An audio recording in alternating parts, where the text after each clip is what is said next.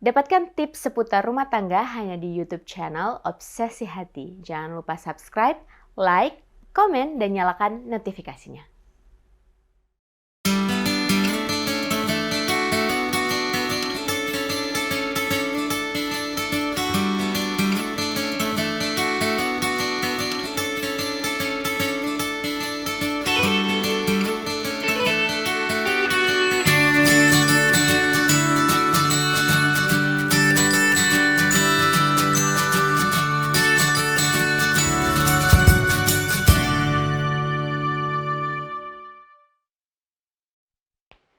Shalom, kembali lagi bersama dengan kami di Obsesi Hati, obrolan seputar suami istri yang sehat dan rohani.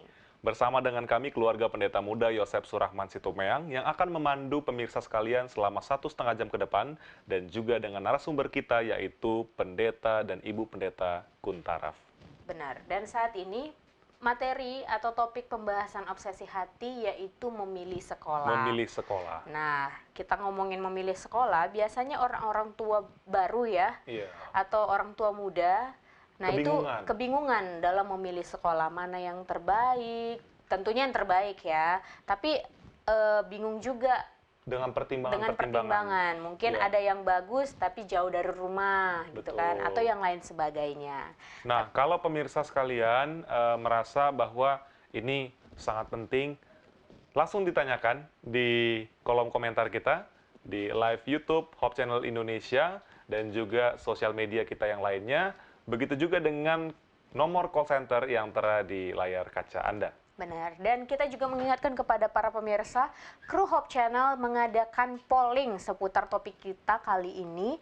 Jadi jangan lupa nanti ketika iklan langsung buka Instagram ya, dan lihat channel Hope Channel Indonesia, kemudian ikuti pollingnya. Nanti di segmen terakhir kita akan bacakan hasil dari polling yang sudah dibuat. Benar. Dan sebelum kita masuk ke materi, kita mau bacakan ayat tema kita dulu, yaitu terdapat di dalam Ulangan 6 ayat 6 dan 7. Apa yang kuperintahkan kepadamu pada hari ini haruslah engkau perhatikan. Haruslah engkau mengajarkannya berulang-ulang kepada anak-anakmu dan membicarakannya apabila engkau duduk di rumahmu, apabila engkau sedang dalam perjalanan, apabila engkau berbaring, dan apabila engkau bangun. Untuk memulai acara, mari kita berdoa bersama-sama. Kita berdoa.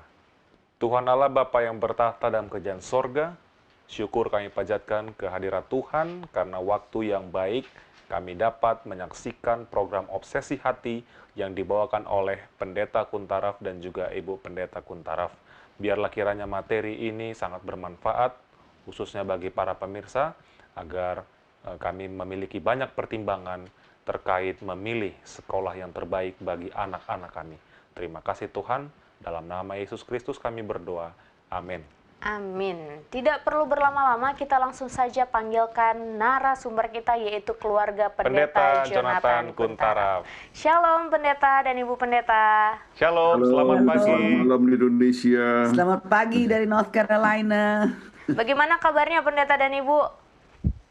Ya, masih sehat, masih kuat, masih senang melayani. Puji Tuhan, masih senang melayani. Masih senang melayani, itu yang paling penting. Benar, dan kita juga dan para penonton juga masih nggak sabar ya untuk menantikan topik pembahasan yang setiap minggunya kita saksikan selalu baru. Selalu baru. Selalu baru. Ini apalagi juga hal-hal yang kita di luar ekspektasi kita. Benar. Pendeta dan Ibu Pendeta menciptakan materi yang sangat penting untuk orang-orang muda. Nah, ini Pendeta kita mau bahas tentang memilih sekolah. Selain untuk kami, walaupun mungkin anak nanti masih menyusul, tapi ini perlu juga untuk kami keluarga muda yang akan memilih sekolah yang terbaik nih Pendeta, sesuai dengan materi yang Pendeta dan Ibu Pendeta sudah siapkan. Dipersilakan. Baik, terima kasih Helen, dan terima kasih pemirsa yang telah khusus untuk mendengarkan pembahasan ini. Memang memilih sekolah itu penting sekali, sebab ini berbicara mengenai masa depan daripada anak-anak kita tergantung banyak kepada sekolah yang dipilihnya. Nah, di dalam Ulangan 6 tadi sudah dibacakan tadi, tapi prinsip yang sangat penting daripada hal ini ialah bahwa pendidikan itu dimulai dari keluarga. Ya, sebab dikatakan bahwa haruslah mengajar dengan berulang-ulang semua dan apa yang harus diajarkan. Ya, itu adalah ilmu yang berasal daripada Tuhan. Ya, jadi harus diajarkannya dengan berulang-ulang ya, dan juga penting sekali orang tua itu menjadi teladan untuk anak-anaknya. Ya, ini penting sekali. Nah, Karena anak-anak belajar dari modeling. Jadi kita harus ingat ayat ini bahwa kita sebagai orang tua adalah pengajar anak-anak kita yang paling pertama. Oke. Nah, sekarang kita coba lihat ya jumlah sekolah di Indonesia untuk tahun 2022 sampai 2023 ya Ya. adalah sebagai berikut. Ya. SD 24,08 juta. SMP 10,06 juta sedangkan SMA 5,06 juta. dan SMK 5,05 juta. Ya. Jadi semuanya totalnya 44,19 juta. Jadi dengan demikian ada jutaan orang yang sedang cari sekolah, ya, cari sekolah untuk pilih sekolah kemana, kemudian sesudah tamat SMP mau ke SMA mana, apakah akan pergi ke SMK atau kemudian sudah tamat daripada SMA akan pergi ke sekolah kemana, apakah universitas yang mana. Ini merupakan pertanyaan kepada banyak orang sekarang pada saat musim akan masuk sekolah ini. Baik, nah pada tahun 1952 ya. Ada satu keluarga yang juga memikirkan ini di Kota Medan, ya mau sekolah, anak ini mau sekolah di mana. Oleh sebab tidak ada sekolah Advent, maka anak itu semuanya masuk kepada satu anak, artinya Satu satu sekolah yang sangat ternama, ya pakai bahasa Inggris dan sebagainya. Tetapi orang tuanya membacakan buku education, ya buku pendidikan yang ditulis oleh Ellen G. White. Kemudian anak-anak itu akhirnya dikeluarkan dari sana. Kemudian orang tua ini mulai membangun, artinya secara sederhana, mulai sekolah yang sangat sederhana. Ya, baik. Kenapa? Ya. Dia percaya kepada tulisan daripada buku yang ditulis oleh Ellen G. White tersebut, ya. Dan ternyata bahwa dunia mengakui kehebatan hasil pekerjaan daripada wanita ini, yaitu Ellen G. White. Dan apakah yang dikatakan salah satu adalah yang dituliskan oleh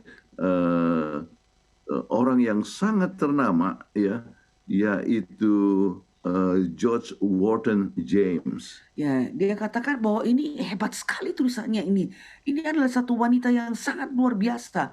Walaupun belajar sendiri, sebab Nyonya White ini sekolahnya hanya sampai 3 SD. Ya, walaupun belajar sendiri hampir seluruh hidup, namun telah menulis dan mencetak lebih banyak buku dan dalam lebih banyak bahasa dan disirkulasikan lebih banyak dari penulis wanita siapapun sepanjang sejarah dunia. Inilah yang dikatakan oleh Dr. George Wharton James.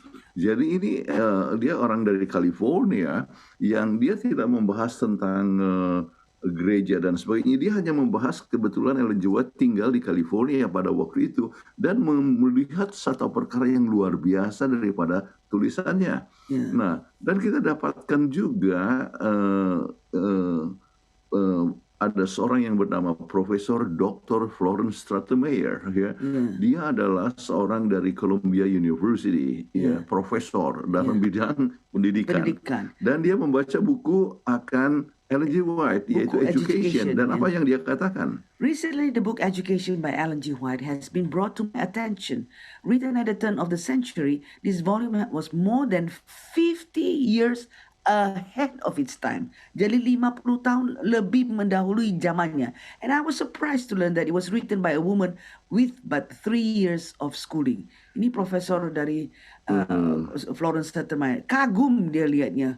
Luar biasa sekali. Jadi ini bahasa Indonesianya kita sudah sebutkan barusan, ya. Dan tetapi poinnya adalah lebar dan dalam filsafatnya mengagumkanku. Konsep pendidikan harmonis dari pikiran dan tindakan dalam prinsip konsep pendidikan yang maju, ya.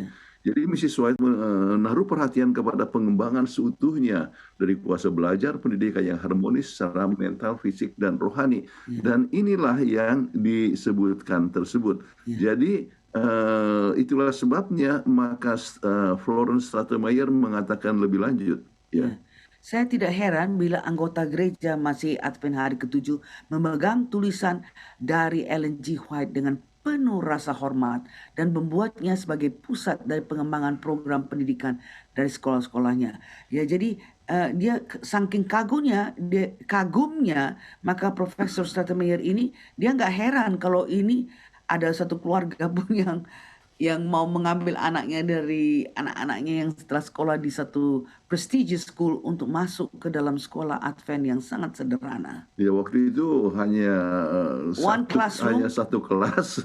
tapi banyak dia punya kelas. Tetapi apa yang terjadi, anak daripada keluarga ini ya keluarlah dokter-dokter dan sebagainya ya, teman-temannya juga dokter-dokter, padahal mulainya daripada satu sekolah yang sangat sederhana. Baik. Nah, sekarang kita bisa coba lihat ya lebih lanjut ya bahwa masalah ini ada satu penelitian yang lain ya, laporan yang lain ialah pada tahun 1912 buku ini telah dicetak di negara Serbia oleh namanya adalah Paja Radoslavić. Dia mempunyai gelar master dan doktor dalam pedagogi ya, dalam pendidikan, tamatan Columbia University. Dan apa yang dia buat, buku pendidikan itu telah dicetak ya. Dan buku pendidikan itu telah dicetak ya ke seluruh buku itu dicetak dalam bahasa Serbia. Dan selama dia menjadi Menteri Pendidikan, ini buku wajib untuk semua guru-guru. Nah, luar biasa. Jadi ini adalah hal yang sangat luar biasa bahwa buku pendidikan ya, telah digunakan untuk seluruh negara Serbia. Ya, luar biasa sekali. Ya, itu terjadi tahun 1912. Oke. Nah, sekarang itu laporan daripada Arthur White ya, dari Ellen G. White Publication. Nah, sekarang ternyata bahwa di dalam pendidikan, sistem pendidikan, seharusnya kita adalah menjadi kepala dan bukannya ekor. Kita ambil sebuah contoh tentang apa yang terjadi dengan salah satu laporan yang mengatakan bahwa ini adalah ada Adventist Educational System yang termasuk 8.515 sekolah. Apakah itu colleges ya ataupun university dengan over 87,000 teachers and over 1,950,000 students. Jadi ini yang dikelola oleh Gereja Masih untuk seluruh dunia ya. Hal yang luar biasa. Jadi kalau gitu apakah yang menjadi hal yang istimewa ya daripada sekolah-sekolah Advent? Kita ambil contoh fokusnya dalam kerohanian. Ya, sekolah Advent mempunyai fokus bukan hanya untuk sukses dalam kehidupan sekarang ini, tetapi untuk kekekalan. Jadi eternity yang mereka pikirkan juga bukan hanya sekarang ini. Tujuan utama dari setiap guru adalah agar setiap siswa atau mahasiswa mempunyai hubungan dengan Yesus Kristus. Jadi ini satu perkara yang sangat penting. Jadi bukan hanya masalah ilmu ya, tetapi juga masalah yang luar biasa. Dan ini salah satu kutipan daripada buku tersebut. Ya, kalau kita lihat dalam True Education halaman 13 dikatakan, true education is the harmonious development of the physical, the mental, and spiritual powers. It prepares the student for the joy of service in this world and for the higher joy of wider service in the world to come. Jadi bukan pelayanan di dunia ini, apakah kita pelayanan sebagai insinyur, apakah IT atau apa, tapi juga prepares us for the wider service in the world to come. Artinya pelayanan untuk ke surga. Untuk dunia yang akan datang. Dan salah satu tujuan pendidikan ini mengatakan ya untuk mengembalikan akan peta yang hilang. Ya. Membawa kembali kepada satu kesempurnaan di mana manusia itu diciptakan. Itu bagaimana? Pengembangan fisik, mental, dan rohani. Dan ini tujuan daripada pendidikan yang kita harus ingat. Dan ini adalah tujuan juga daripada keselamatan. Jadi sangat penting sekali. Nah, kemudian kita dapatkan bahwa banyak sekali ya dalam pendidikan sekolah Advent mempunyai student dan teachers ratio yang kecil. Ya, umumnya sekolah Advent mempunyai perbandingan guru dan siswa yang rendah. Jadi artinya guru itu bisa mengkonsentrasikan ke apa yang diperlukan oleh murid-muridnya. Nah, hal ini memungkinkan memberikan perhatian dan instruksi secara pribadi. Manfaat kelas yang lebih kecil melampaui nilai ujian dan keterlibatan siswa. Selain atribut positif jangka panjang dari ukuran kelas kecil di kelas awal, manfaatnya mencakup kesuksesan akademis dan kehidupan yang berkelanjutan. Ya, jadi ini satu hal yang sangat penting kita harapkan untuk mempunyai sekolah-sekolah kita itu mempunyai student dan rasio yang kecil, oke? Ya. Kemudian pencapaian akademis, Ya. Kalau kita lihat Cognitive Genesis, sebuah studi 4 tahun terhadap 30.000 siswa yang terdaftar di sekolah-sekolah Advent di seluruh Amerika Utara, menemukan bahwa siswa di sekolah-sekolah Advent mencapai rata-rata setengah kelas di atas kemampuan yang diprediksi dalam semua mata pelajaran. Sebab kenapa? Ya karena again student teachers ratio-nya itu kecil. Jadi guru-guru itu dapat memperhatikan anak-anak ini punya perhatian dan sehingga mereka jadi mampu untuk jadi lebih baik dibandingkan dengan sekolah-sekolah yang lain. Ya. Ini misalnya salah satu contoh adalah yang disebut Adventist Academy di Korea. Ya. Ternyata dapatkan tempat ke-12 ya dari 3.225 sekolah-sekolah yang ada di Korea. Ya. Luar biasa, nomor 12. Ya. Itu hebat sekali. According to the Korean National Scholastic Assessment of 2013, Daejeon Samyuk Middle School is now among the top 0.3% of the nation's school, ranked 12th among 3,225 school nationwide.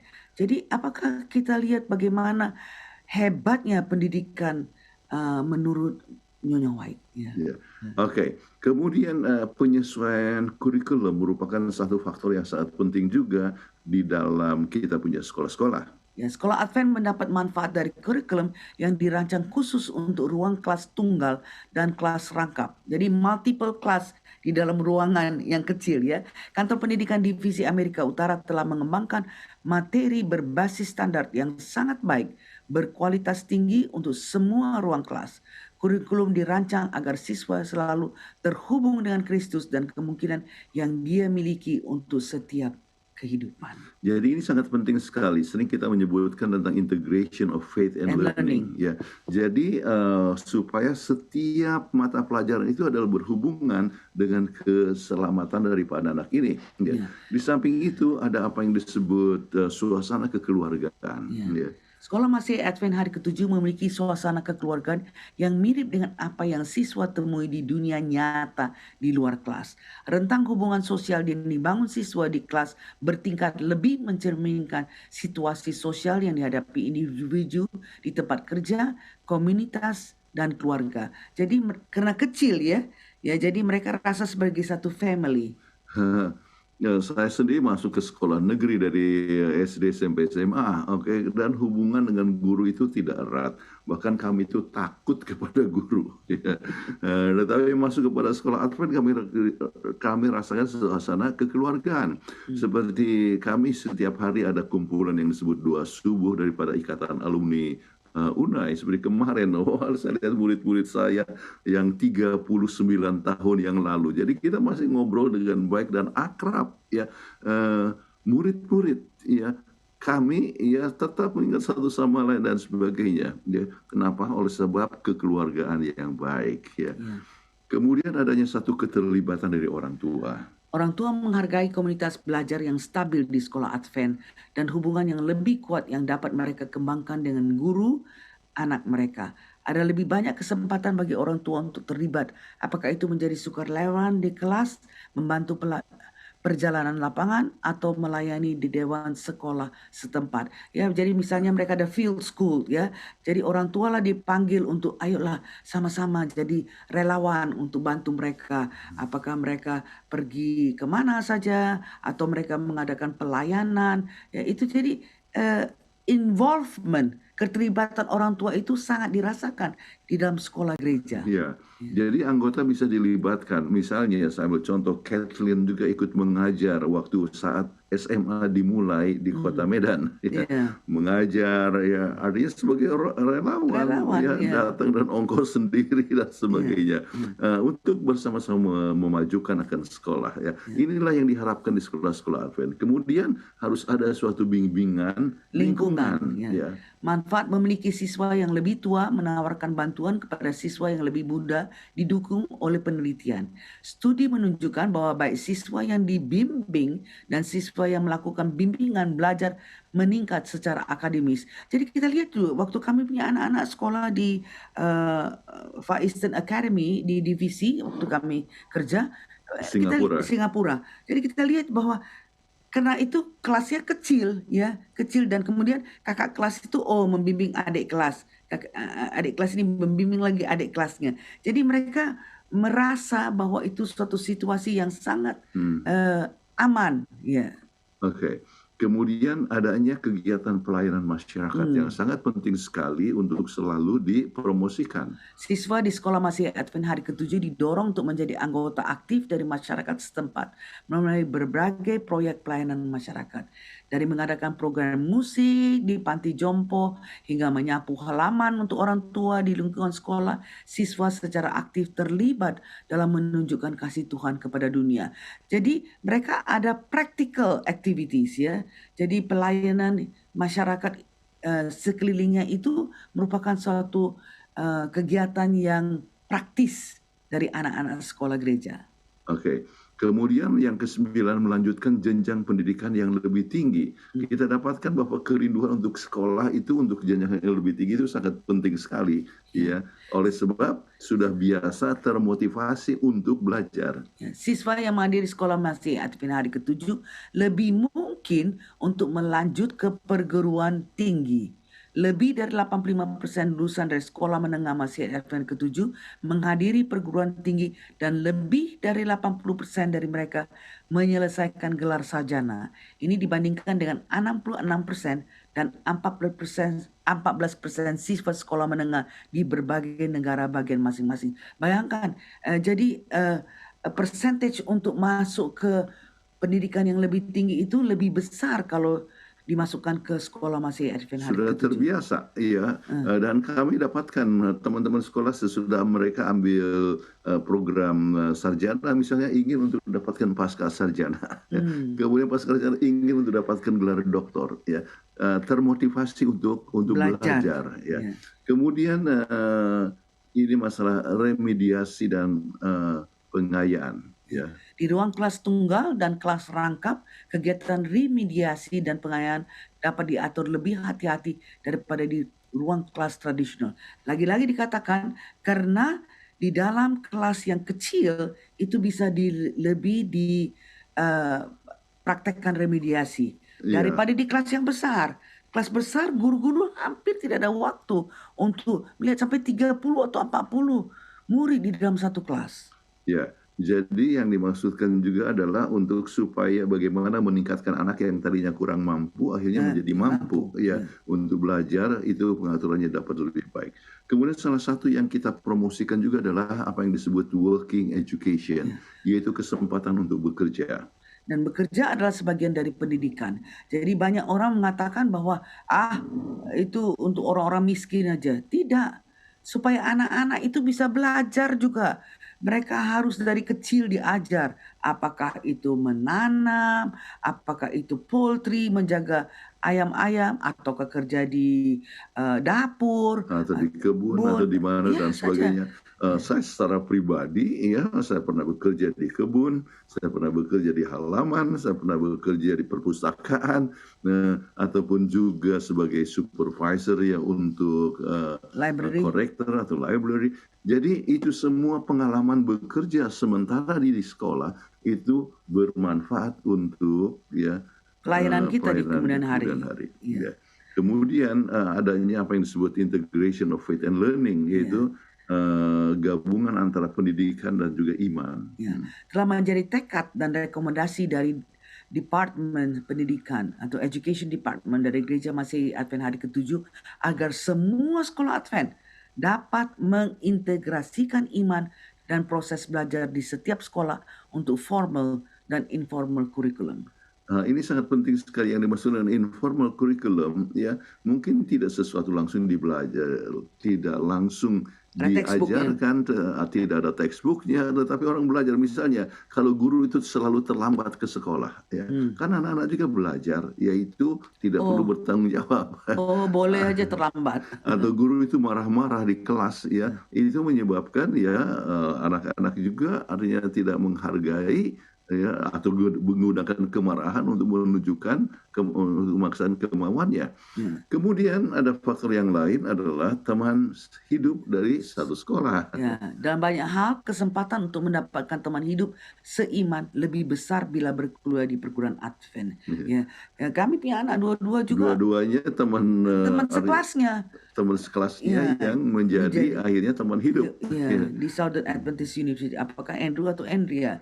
Ya, jadi ini satu hal yang penting untuk bertemu orang yang sama-sama satu iman, ya, mempunyai masa depan yang sama. Kemudian menyaring apa yang disebut secular worldview. Ya, pendidikan dari sekolah Advent menyediakan siswa untuk dapat menyaring berbagai pandangan sekuler yang datang kepada anak-anak kita dari berbagai sumber, khususnya informasi dari beberapa social media sekarang ini.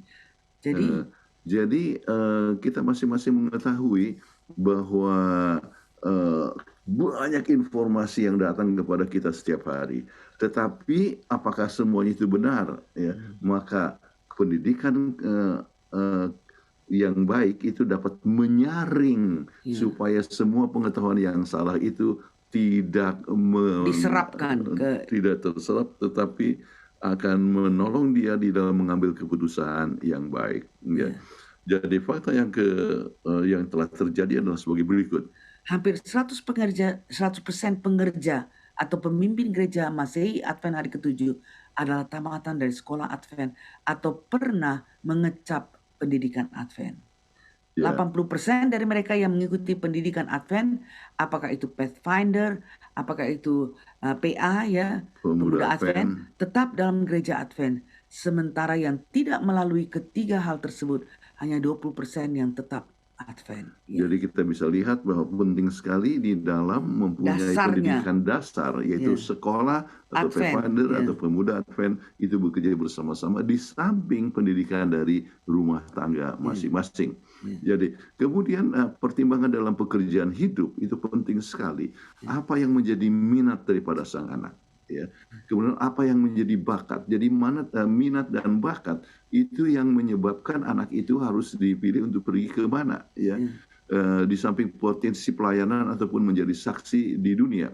Jadi kalau minatnya untuk masuk ke dokteran misalnya, dan dia berbakat oleh sebab dia tahu dia punya kimia itu bagus, atau dia punya biologi itu bagus dan sebagainya, kemudian mau masuk misalnya ke Universitas Advent Indonesia, ya kebetulan tidak ada di dalam program kedokteran sekarang ini, tapi dalam perencanaan. Tetapi bisa tetap ambil program biologi, kemudian tamat, ya, dan meneruskan sekolah kedokteran misalnya di Filipina. Kebetulan kita mempunyai sekolah di Filipina. Jadi minat dan bakat menentukan juga pilihan kita untuk sekolah mana yang kita akan pergi, ya.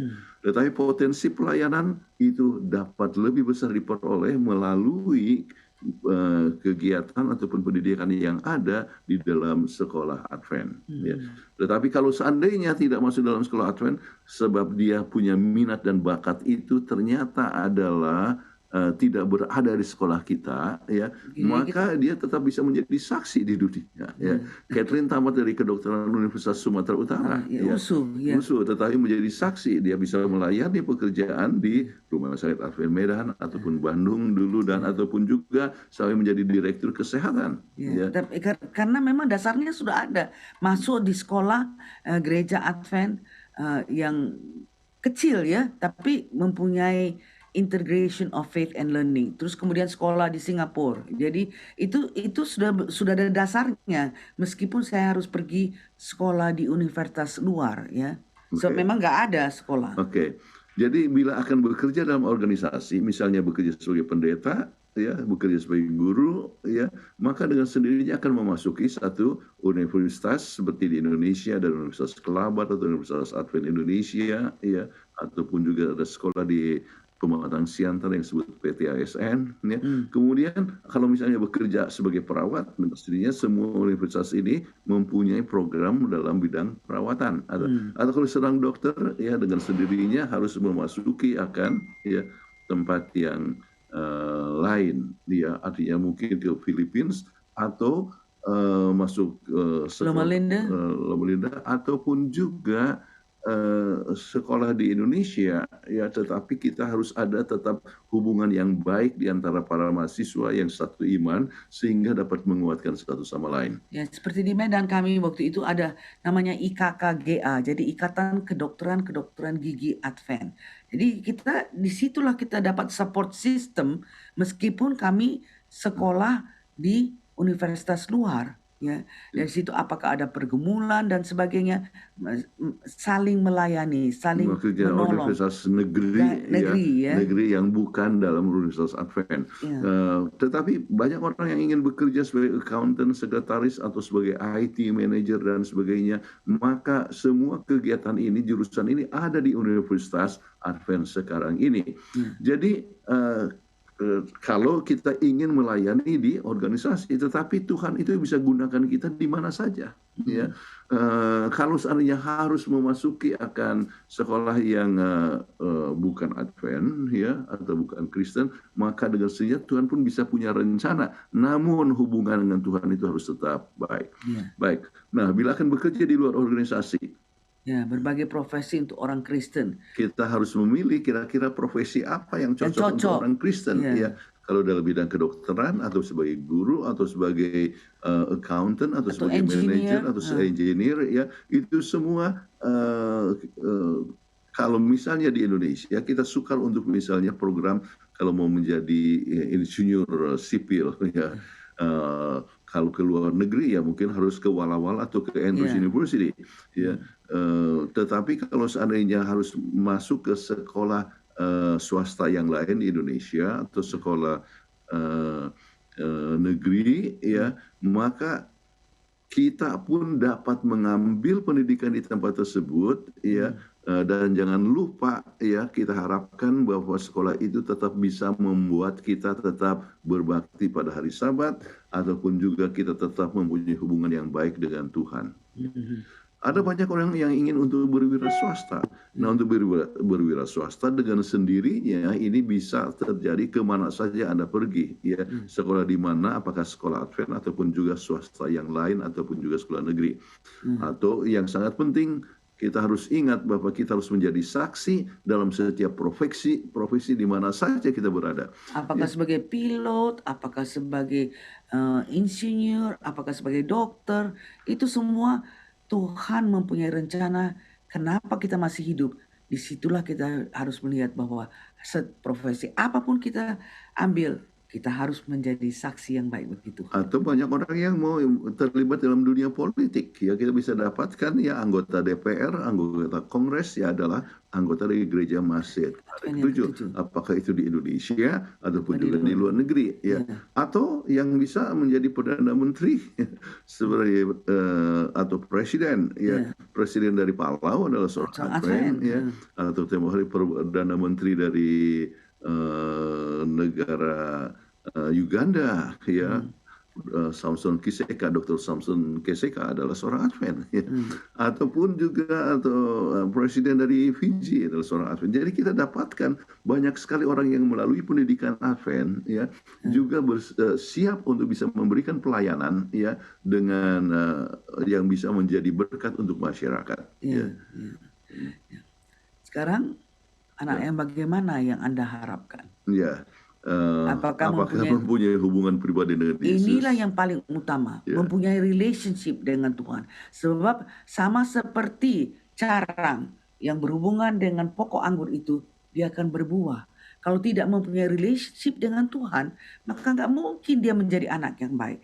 Nggak mungkin dia mempunyai berbuah. Sebab putus kan, misalnya kalau carang itu terpotong daripada buahnya ini. Kita bilang, berbuahlah, berbuah. Nggak mungkin. Mungkin dia hanya fake aja, di luar kelihatan baik-baik, tapi dalam hatinya tidak ada namanya pertobatan yang asli. Jadi itulah sebabnya kita coba membimbing Anak-anak. anak-anak supaya mempunyai hubungan pribadi dengan Yesus. Hmm. Kemudian bukankah kita menghendaki supaya mereka punya pengembangan Rohanian. kerohanian, ya, dan juga mengerti akan tujuan hidup. Kita hidup itu untuk apa? Ya. Apakah untuk cari uang aja? Atau Iya. apakah Kalau kita lihat ya kita hidup kan hanya sementara ya, Iya. mungkin ya 70 tahun, 80 tahun, 90 tahun ya. Iya. Sudah itu mati. Jadi itu singkat. Tetapi hidup untuk di surga itu adalah untuk selama-lamanya. Selama-lamanya. Jadi kita harus mengerti akan tujuan kita bukan hanya untuk sementara tetapi yang selama-lamanya. Mempunyai pengembangan yang seimbang secara fisik, mental, dan rohani. Jadi, apakah kita ingin anak-anak kita itu mempunyai balance life? Apakah Jadi secara fisik? keseimbangan di Ya. dalam kehidupan ini hal yang sangat penting yang harus ditanyakan dalam diri kita masing-masing. Tetapi ingatlah, ya ini satu kutipan yang ditulis dalam buku Education halaman 57. Yeah, the greatest one of the world is the one of man who will not be bought or sold. Men who in the inmost are true and honest. Men who do not fear to call sin by its right name. Men whose conscience is as true to duty as the needle to the pole. Men who will stand for the right though the heavens fall. Ini Jadi sangat penting sekali. Manusia yang dibutuhkan adalah Jujur. manusia yang tidak dapat diperjualbelikan. Ya, manusia yang di dalam hatinya itu terdapat satu kejujuran, ya, dan kebenaran. Ya. Ya. Kemudian yang menyebutkan dosa itu adalah dosa. Ya. Kemudian dalam kata hatinya dia akan tetap melaksanakan tugas yang dengan setia seperti jarum ini kompas yang menuju ke utara. Tetap. Ya. ya, orang bikin apapun sebelah kiri sana, anak ini orang sebelah Tetap bertahan. tetap Ya. bertahan. Kemudian kita mau manusia yang dapat berdiri teguh dalam kebenaran walaupun langit runtuh sekalipun. Ini adalah satu kutipan yang sangat bagus sekali yang kita ajarkan kepada kita punya mahasiswa supaya tetap teguh. Baru saja seorang mahasiswa tulis, mantan mahasiswa, dia sekarang sedang ambil program doktor dari Stanford University, ya. Dan dia sebutkan dia ingat kutipan-kutipan, dia ingat bagaimana belajar dari kelas kami dulu, ya, beberapa puluh tahun yang lalu. Dan dia juga sudah mengalami pencobaan, ya, luar biasa, banyak kesempatan untuk tidak jujur, tetapi dia tetap dipercaya, ya, oleh sebab dia punya kejujurannya.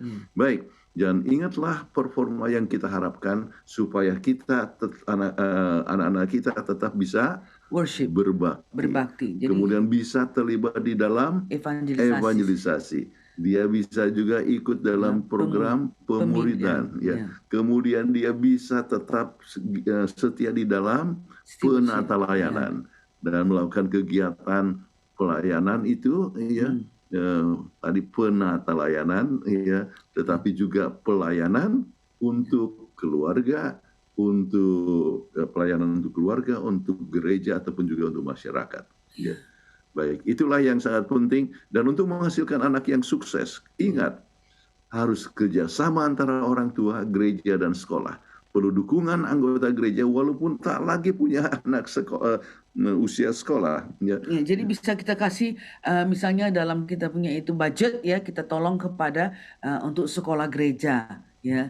Jadi kita ada dukungan. Harus kita mendukung anak-anak walaupun tidak ada anak-anak di sekolah. Ya. Apakah kita dengan volunteer atau dengan menjadi apa namanya yang memimpin field school dan sebagainya, itu penting, ya, biarpun kita tidak punya anak di sekolah. Kemudian ingat behavioral modeling, ya, jadi orang tua ataupun juga guru harus tetap menjadi model, ya, untuk anaknya. Ya.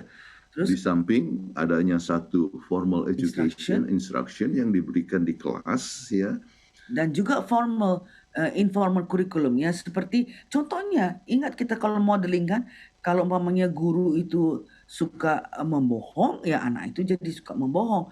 Guru terlambat, anak itu pun merasa oh nggak apa-apa, nggak usah respect orang kalau terlambat. Jadi semua itu diajar melalui informal curriculum, ya. Dan jangan lupa kita harus selalu mengajar anak-anak itu membaca, baca. Ya.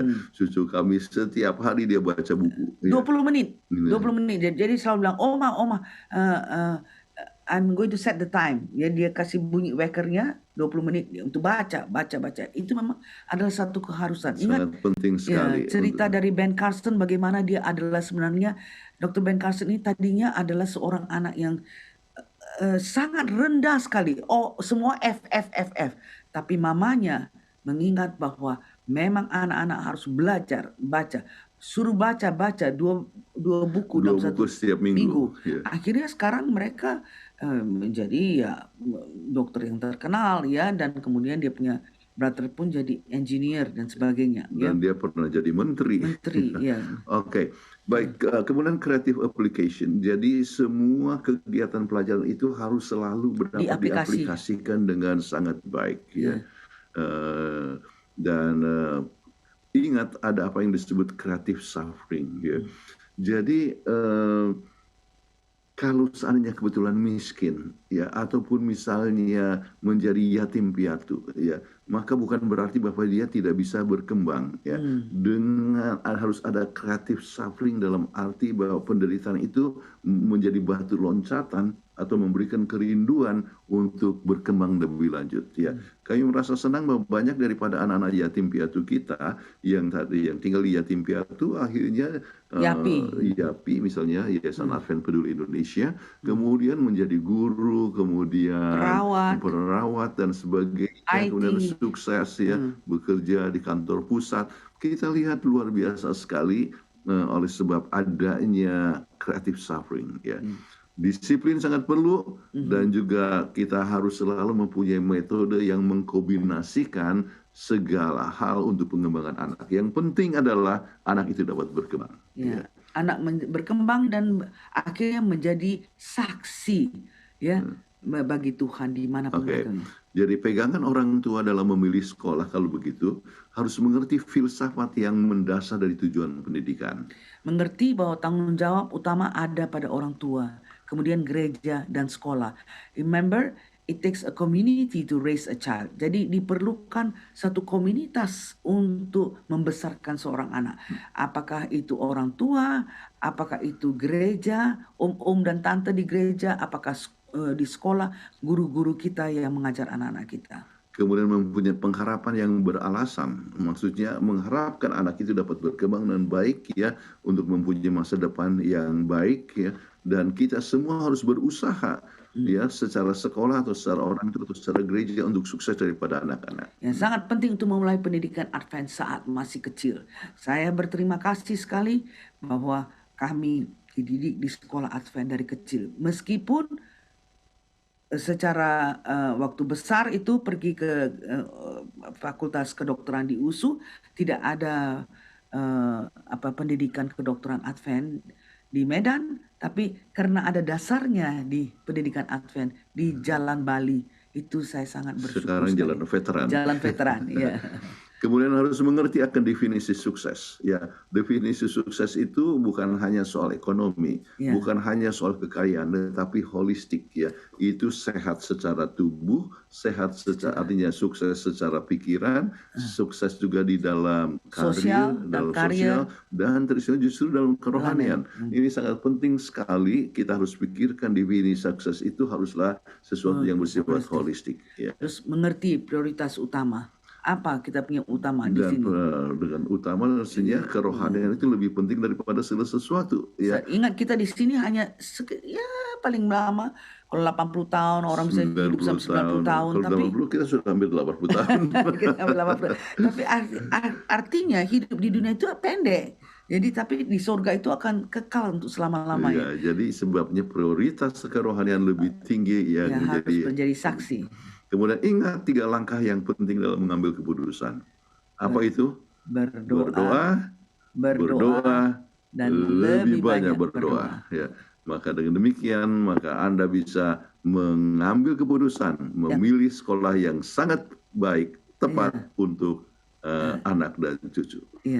Baik, itulah yang kami dapat sampaikan. Sekarang kami berikan kesempatan untuk ruang tanya jawab ataupun sebagainya. Puji Tuhan, terima kasih banyak kepada Pendeta Jonathan Kuntaraf dan juga Ibu Pendeta Kathleen Kuntaraf atas materi yang sudah disampaikan kepada kita semua. Kami juga mengingatkan kepada pemirsa sekalian, apabila ada pertanyaan ataupun usulan topik, pertanyaan terkait dari materi yang baru saja disampaikan oleh pendeta dan juga Ibu Pendeta, silakan langsung di chat di sosial media kita, live YouTube Hope Channel Indonesia, dan juga ke call center yang nomornya tertera di layar kaca Anda. Dan kita akan kembali ke segmen selanjutnya, tapi kita akan menyaksikan iklan yang satu ini. Tahukah Anda, ternyata guru memiliki ingatan yang super.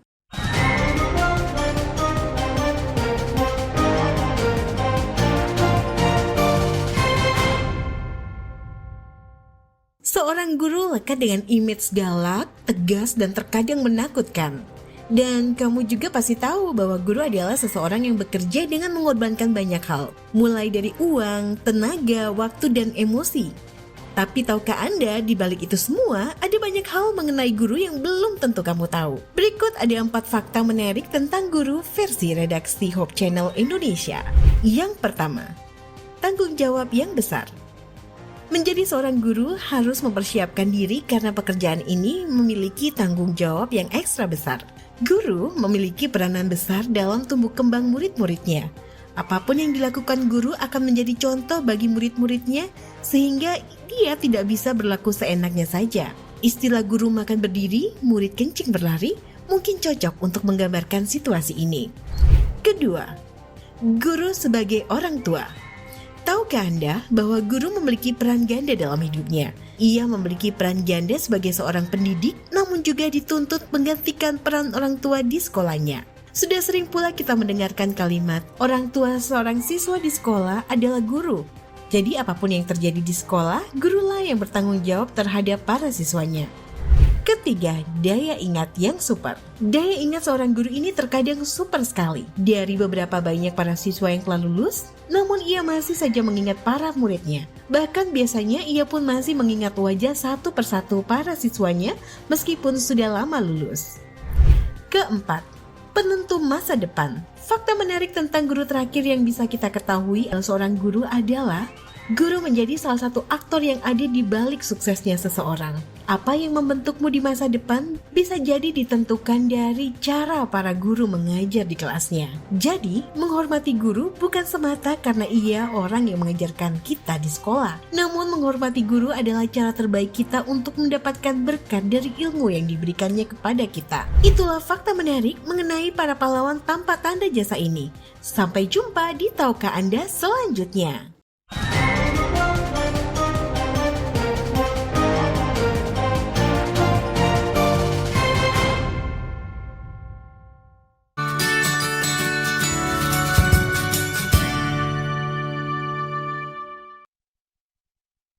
Kita kembali lagi dalam program Obsesi Hati. Nah, segmen sekarang, segmen kedua, kita kedatangan tamu nih. Nah, kemarin beberapa episode kita nggak menghadirkan tamu ya. Dan kali ini kita menghadirkan tamu yang tentunya akan membahas seputar topik kita kali ini. Betul. Keluarga Keluarga muda juga, muda. tapi sudah memiliki anak. Nah, kita ingin tanya nih kepada keluarga ini bagaimana pengalaman mereka ketika mereka memilih sekolah. Karena kan kalau memilih sekolah ini ya pasti mereka tuh dilema kayak aku bilang di awal ya. Mungkin ada yang bagus atau ada sekolah aslinya bagus tapi jauh dari rumah gitu ya. Nah, langsung saja kita panggilkan narasumber kita, keluarga Sigar Rompas. Dengan Ada Kak Marvin dan Kak Evelyn. Shalom, selamat malam. Selamat malam, Kak Marvin, Kak Evelyn. Apakah sudah terhubung dengan Hope Channel Indonesia?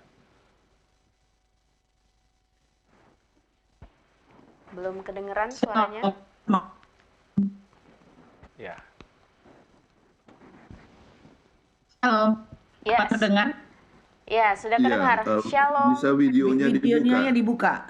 Oke. Masih belum dibuka Mungkin on cam videonya. dulu ya, Kak ya. Iya. Supaya bisa ditampilkan di Supaya bisa ditampilkan di layar kaca. Layar kita. Dan pemirsa juga bisa lihat.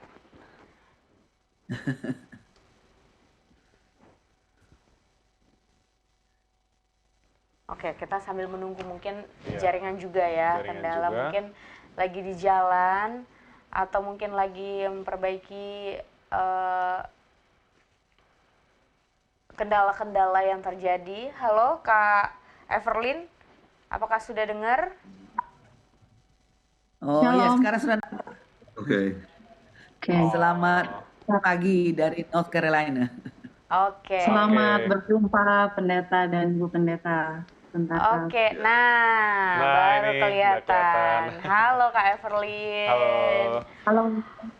Oke, Kak, kita ini kan lagi membahas tentang memilih sekolah dan tadi kita juga sudah mendengar materi yang sudah disampaikan oleh pendeta dan ibu pendeta. Dan kita ini mau sharing-sharing ya, saya Iya. seputar memilih sekolah dan pengalaman dari keluarga Kak Marvin dan Kak Everlyn nih. Pertanyaan pertama mungkin kakak boleh jawab ya. Kenapa memilih sekolah itu sesuatu hal yang penting? Kita mau tahu nih pandangan dari Kak Everlyn. Oh. Sorry, boleh diulang? Soalnya tadi sinyalnya kayak kurang bagus Ya. deh saya. Oke, saya ulang ya. Menurut Kak Everlyn dan juga Kak Marvin nih, kenapa memilih sekolah itu sesuatu hal yang penting? Oh, oke.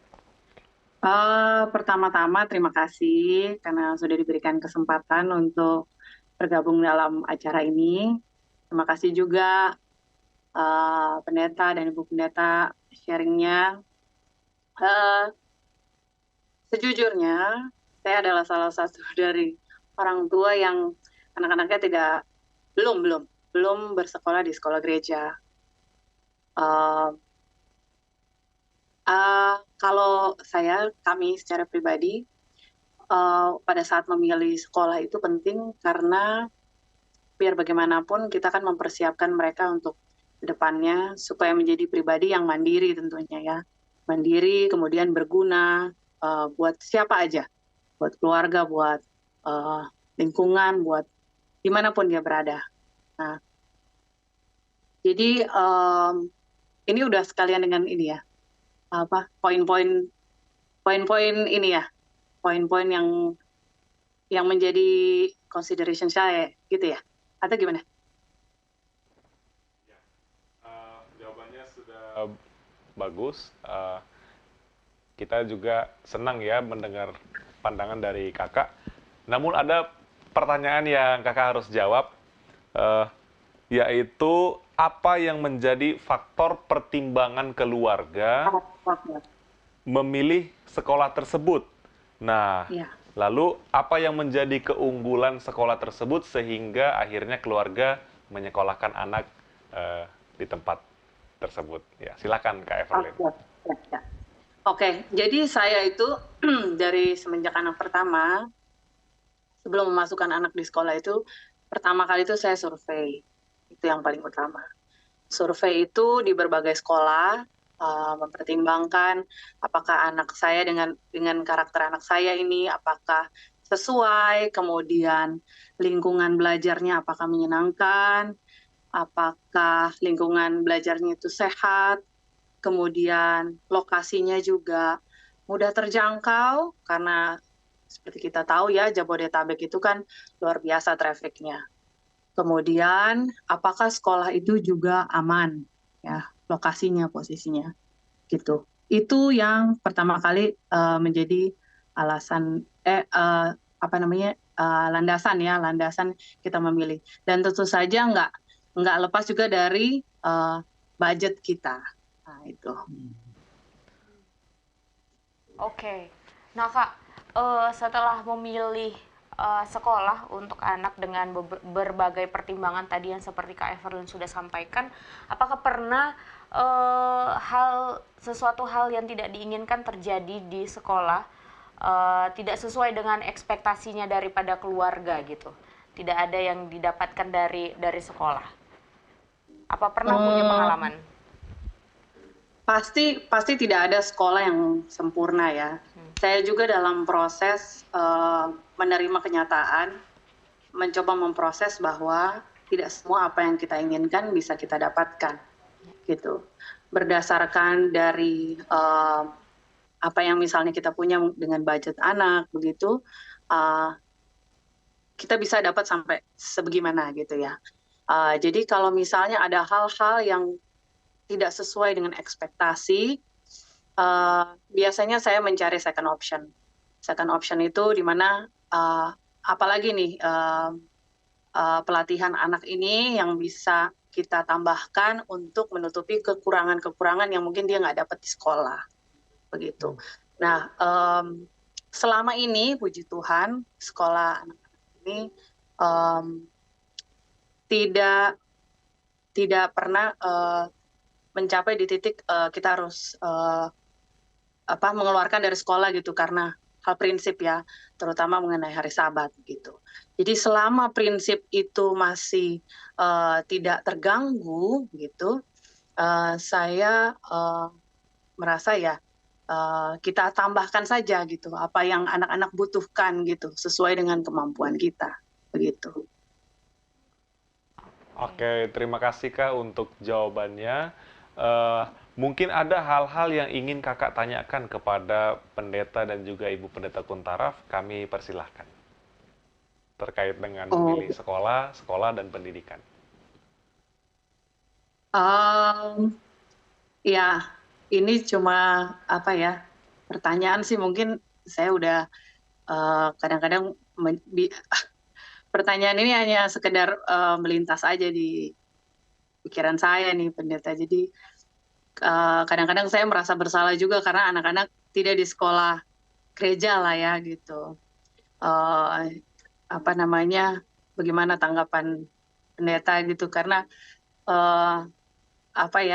ya itu karena kemarin itu berdasarkan survei kami tidak memilih sekolah gereja karena ada hal yang saat itu saya rasa penting buat saya gitu karena lokasinya itu tuh benar-benar di pinggir jalan gitu ya. Saya nggak merasa itu aman buat saya gitu, saya nggak merasa nyaman. Jadi itu satu poin yang penting buat saya. Jadi saya akhirnya memilih untuk sekolah yang di sekarang gitu. Nah, pendeta bagaimana tanggapannya kalau misalnya kita nggak sekolah di sekolah gereja gitu? Bagaimana? Apakah itu apa yang harus kita tambahkan lah ya supaya anak-anak ini tetap on track gitu di dalam hal kerohanian. Terima kasih untuk pertanyaannya. Ya, dengan sendirinya kita masing-masing mengetahui bahwa pendidikan yang sangat penting itu adalah dimulai dari rumah. Ya. Jadi kalau misalnya rumah itu mempunyai kerohanian yang kuat, ya, dan sudah bimbingan yang sangat kuat, ya, maka dia bisa tetap menjadi seorang yang baik, ya, di sekolah. Ya. Namun kita masing-masing mengetahui bahwa salah satu tujuan daripada pendidikan, ya, atau sekolah Advent atau disebutlah sekolah nabi-nabi menurut Alkitab adalah banyaknya kegagalan yang terjadi di rumah. Ya. Jadi sekarang faktornya apakah anak ini bisa kuat ya tetap walaupun dalam lingkungan di mana hanya dia satu-satunya yang Advent. Ya. Jadi apakah dia tidak akan terpengaruh oleh pemikiran, pembicaraan, filsafat yang dapat diberikan oleh teman ataupun guru ya yang mungkin ya mempunyai filsafat yang berbeda mengenai masalah filsafat dan tujuan kehidupan. Ya. Jadi kalau seandainya dia itu memang tetap kuat, ya artinya dan orang tua bisa mengambil tempat yang penuh dan kekurangan, ya artinya kekurangan tersebut, ya oke. Ya. Tetapi beberapa pertimbangan ya yang harus diingat ya dikatakan tadi mengenai masalah jarak. Apakah memang jaraknya dari sekolah Advent itu jauh? Ya. Kalau sangat jauh ya maka itu kita bisa melihat kepada opsi bahwa kita harus mengambil dan melihat tentang berbagai macam opsi untuk menutup kekurangan-kekurangan tersebut ya yang tidak dimiliki oleh sekolah non Advent ya. Jadi kita harus senantiasa ingat apa tujuan pendidikan ya. tujuan pendidikan kita ya lebih daripada hanya sekedar ya untuk dia hidup di dunia ini. Ya. Tujuan pendidikan itu bukan hanya sekedar karir atau bagaimana supaya dia bisa mandiri dalam mencari pekerjaan. Tetapi tujuan pendidikan itu adalah lebih jauh daripada itu. Ya, yaitu ada satu istilah yang katakan it prepares the student for the joy of service in this world and the wider joy of service of higher service in the world to come. Ya. Jadi menyediakan anak-anak itu untuk pelayanan di dunia ini dan juga untuk pelayanan yang lebih besar dan lebih tinggi di dunia yang akan datang. Ya. Jadi itu harus menjadi suatu bahan pemikiran. Ya, kalau hanya supaya dia hidup, supaya bisa mandiri, bisa sukses menjadi manajer dan sebagainya, itu ataupun menjadi CEO daripada sebuah perusahaan, itu hanya satu langkah daripada sukses itu. Kita harus lihat sukses yang jauh lebih daripada itu. Itu harus kita menjadi bahan pemikiran. Dan kalau kembali kepada yang ditanyakan tadi, kalau seandainya dari pihak orang tua sanggup untuk menutupi akan kelemahan ini sehingga tetap menanamkan anak ini tabiat yang baik sehingga ia menjadi saksi ya, di sekolahnya itu bisa saja. Nah, tapi saya senang tadi dengar Evelyn katakan bahwa kita berusaha misalnya kalau hari Sabat supaya mereka bisa juga biarpun nggak sekolah ya pada hari Sabat tapi dibawa ke gereja dan sebagainya. Memang untuk mendidik anak itu bukan hanya guru aja, tapi adalah kerjasama antara orang tua dan anak-anak, orang tua dan guru-guru. Makanya di sekolah-sekolah kita selalu ada Parent and Teachers Conference. Ya, di mana kita sama-sama merundingkan apakah anak-anak itu mempunyai kekurangan, dapat kita kerja sama-sama dalam mendidik anak itu. So do your best. Ya. Yeah. Jadi harus selalu diingat bahwa anak ini ya dalam pergaulan dan sebagainya, sebab apalagi di Jakarta ya. Permasalahan artinya di kota besar itu ya itu banyak sekali masalah pencobaan banyak. Dan dalam dunia yang dipenuhi dengan teknologi sekarang ini, teknologi informasi, sehingga teman-teman itu bisa menjadi penyebab kerusakan tabiat anak ya. Masalah narkoba, ya, masalah kenakan remaja dan sebagainya umum sekali terjadi di banyak sekolah-sekolah.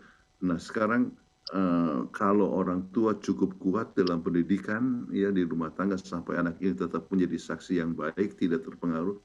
Sebab tidak terpengaruh salah satu hal yang misalnya bisa saja dia hanya satu-satunya Advent, ya, maka yang harus dihadapi oleh anak ini adalah dibully. Ya, dibully oleh teman-temannya, ya, oleh sebab dia berbeda daripada yang lain, dan anak-anak sering susah, tidak kuat untuk menghadapi. Ya, tetapi kalau orang tua merasa bahwa sanggup untuk menutupi kekurangan ini sehingga anak ini siap dibully sekalipun tetap teguh, silahkan.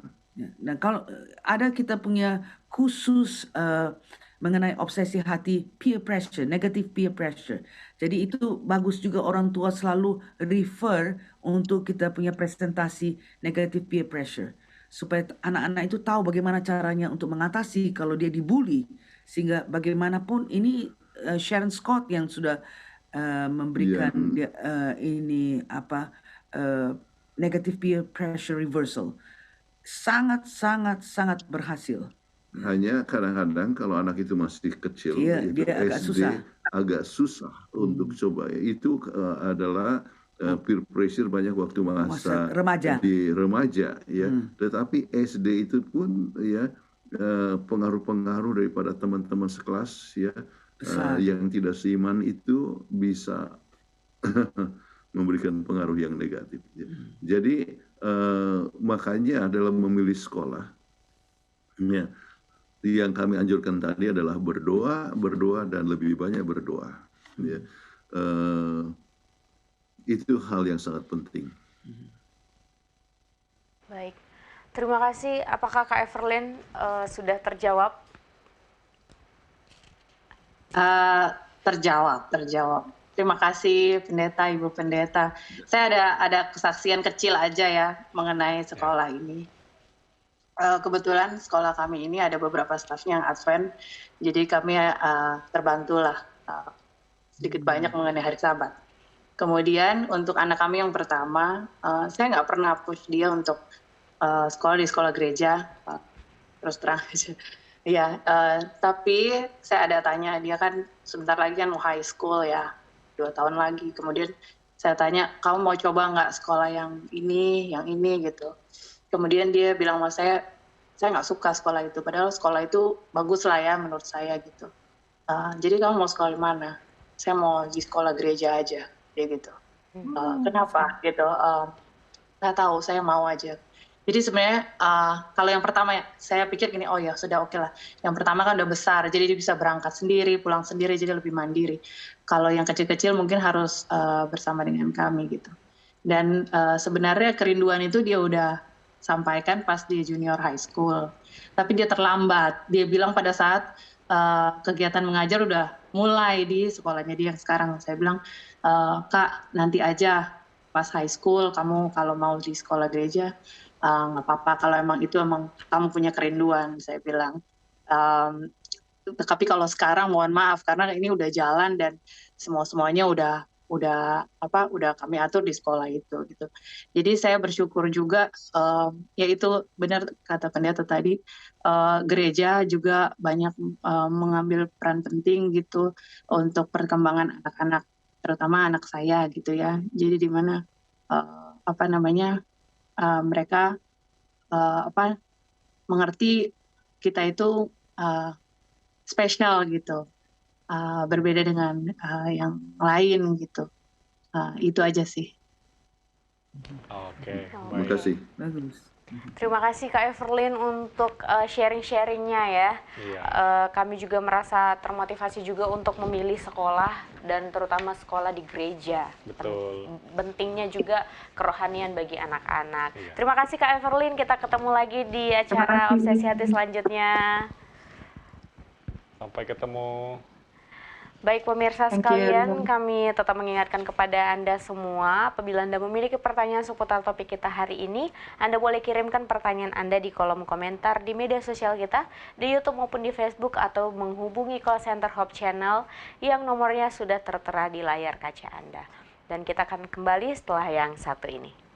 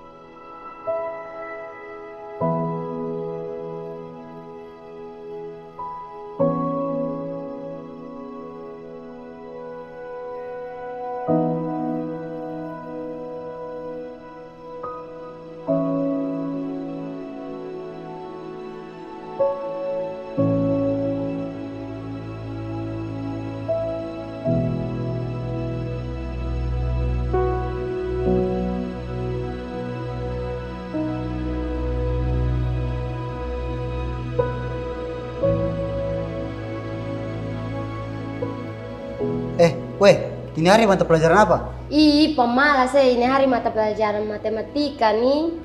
Matematika nih, paling suka sih. Ih, matematika le nih bikin paling merah naik betul le. Guru susun enak le, mengajar seru le, bikin mengantuk.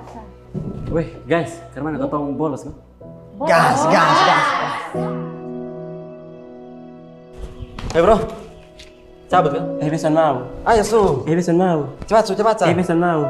Mar sudah. Bisa mau. Oh, nah sudah toh. Mar sekarang jam.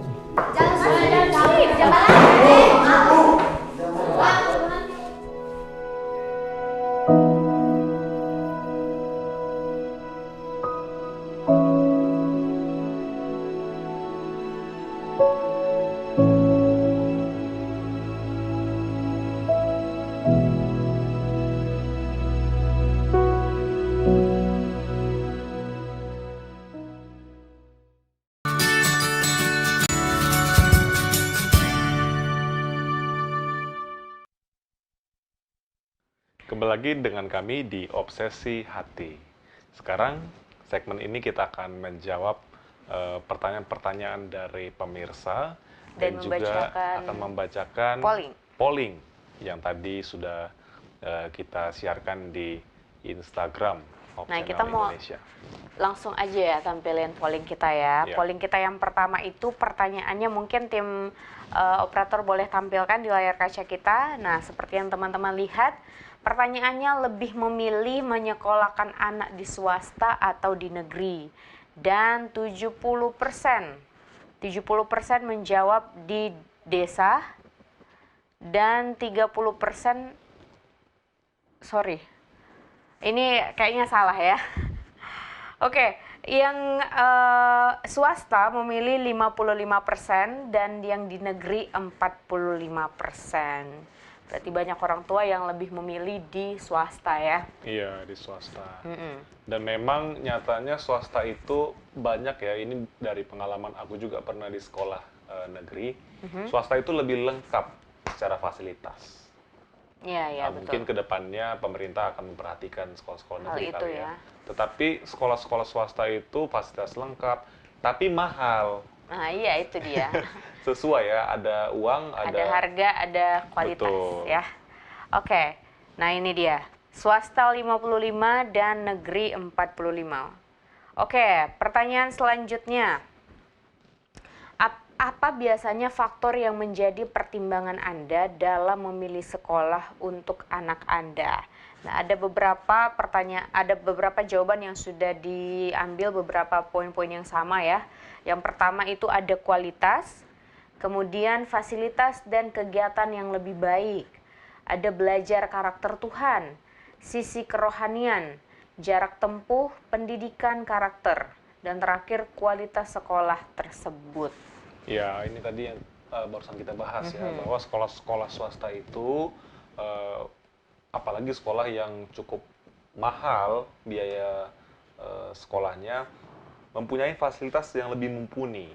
Ya, dan itu akan menunjang anak untuk mendapatkan akses pendidikan yang lebih baik. Benar. Ya, tapi ya seperti yang dikatakan oleh Pendeta Kuntaraf tadi, walaupun sekolah Advent itu zaman dulu ya sangat sederhana, tetapi menciptakan produk-produk yang seperti berlian, dokter, ada IT, ya akuntan dan lain-lain. Nah sekarang sekolah-sekolah Advent, sekolah-sekolah gereja juga sudah memiliki fasilitas yang lebih baik tentunya, dan banyak banyak juga kegiatan-kegiatan yang dilakukan semakin bertambah gitu kan, ekskulnya, dan anak-anak pun nggak boring gitu ya, hanya di sekolah langsung pulang. Nah sekarang mereka sudah banyaklah kegiatan yang dilakukan. Betul. Dan saya sangat tertarik dengan apa yang disampaikan tadi ya, mendidik ya karakter Tuhan. Karakter, memang rohani harus penting, itu yang pertama jangan sih ya. sampai kita lulus dari sekolah walaupun sekolah bagus, tapi komentar di sosmed,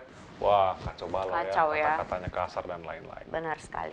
Oke, saat ini kita akan bacakan pertanyaan yang datang dari pemirsa. Mungkin pendeta dan ibu pendeta boleh tanggapi. Dari Batam. Bagaimana jika sekolah gereja yang belum diserahkan ke organisasi, tapi memiliki perbandingan murid dan guru di luar anggota gereja sama banyaknya dengan yang merupakan anggota gereja? Bagaimana tanggapannya pendeta dan ibu? Ya. Bukan permasalahan mengenai apakah diserahkan atau tidak, ya. Tetapi yang penting adalah sistem pendidikannya, apakah sistem pendidikan Advent atau bukan, apakah itu mengutamakan kerohanian atau tidak, ya. Banyak sekali sekolah-sekolah yang dibuat oleh secara organisasi, secara pribadi, ya. Maksudnya ada orang yang ya private, dia mengelola sekolah, ya. Tetapi kita ambil contoh saja, misalnya kalau tidak salah di Manado ada sekolah namanya Pionir, ya. Sekarang kalau tidak salah namanya itu apa, Prisma atau apa, ya. Jadi sekolah dibuat oleh Dr. Supit dan istrinya kebetulan adalah seorang yang ahli dalam masalah pendidikan, ya. Dr. Supit, dua-dua almarhum, ya.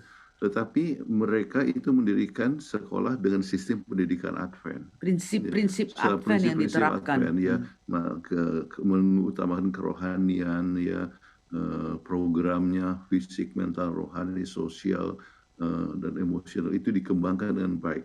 Jadi walaupun tidak di bawah organisasi, tetapi sistemnya itu menggunakan sistem daripada gereja Advent atau menggunakan prinsip dari buku pendidikan. Jadi itu tidak Ini masalah. permasalahan. Oke. Oke, baik. Terima kasih Pendeta dan juga Ibu. Jawabannya sangat jelas ya, bahwa yang sangat diperhatikan itu adalah sistem. Ya, karena sama seperti yang dikatakan, kebenaran itu walaupun pahit tetapi tetap merupakan satu kepastian ya. Jadi kalau sistem yang dibuat di sekolah itu menyerupai atau bahkan diadopsi dari sistem gereja, dalam hal ini adalah gereja Advent, maka jangan ragu-ragu untuk menyekolahkan anak dari kita semua. Benar.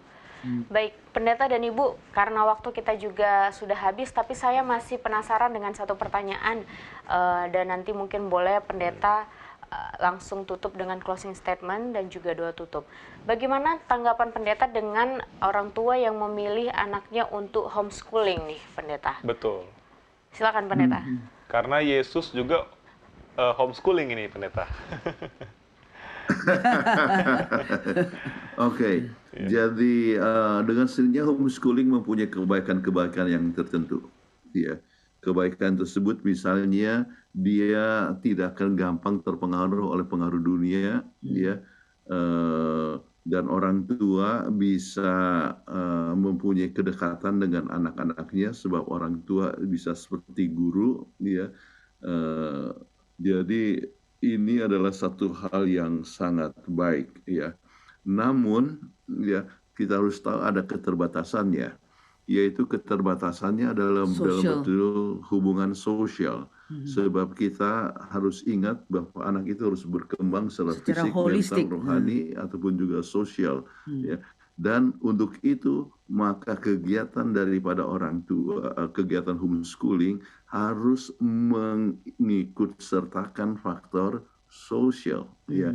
Misalnya, anak-anak itu harus giat di dalam kegiatan gereja, kemudian di kegiatan sekolah sahabat atau kegiatan daripada PA. Jadi dia mempunyai suatu interaksi dengan yang lain. Ya.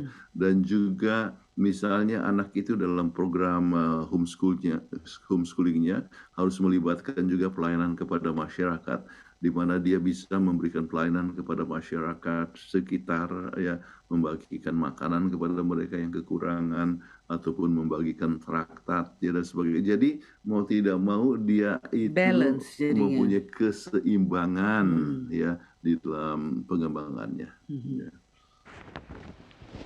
Baik, kemudian berbicara tentang closing statement. Ya.